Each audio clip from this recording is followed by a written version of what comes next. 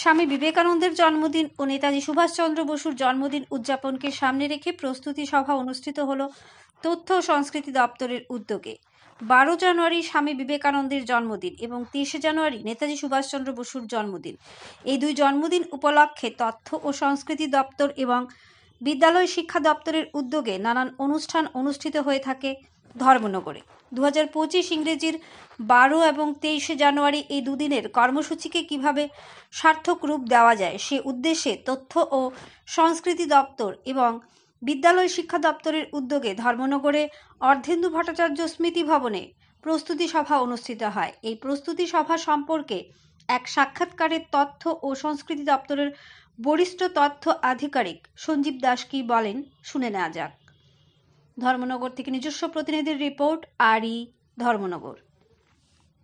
আজকে ধর্মনগর অর্ধেন্দু ভট্টাচার্য স্মৃতি ভবনে একটি আলোচনা সভা হয়।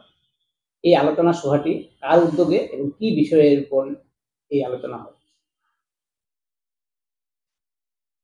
আগামী 12ই জানুয়ারি স্বামী বিবেকানন্দের জন্মজয়ন্তী অনুষ্ঠান রয়েছে এবং 23 জানুয়ারি অনুষ্ঠিত হবে নেতাজি সুভাষচন্দ্র বসুর জন্মজয়ন্তী অনুষ্ঠান। এই দুটি অনুষ্ঠানেই ধর্মনগরে সাড়ম্বরে আমরা পালন করি তথ্য সংস্কৃতি দপ্তর এবং বিদ্যালয় শিক্ষা দপ্তরের যৌথ উদ্যোগে। তো আজকে অর্ধেন্দু ভট্টাচার্য স্মৃতি ভবনে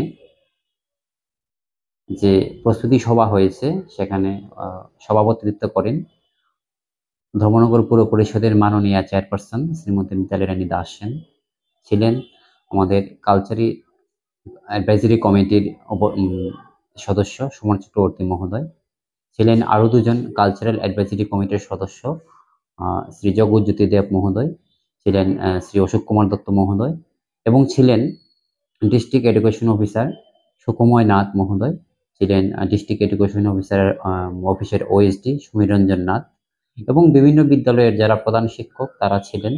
বিভিন্ন সাংস্কৃতিক সংস্থা যারা ধর্মনগরে রয়েছে সাংস্কৃতিক সংস্থা থেকে কর্ণধার শিল্পীরা ছিলেন আমাদের আজকের প্রস্তুতি বৈঠকে।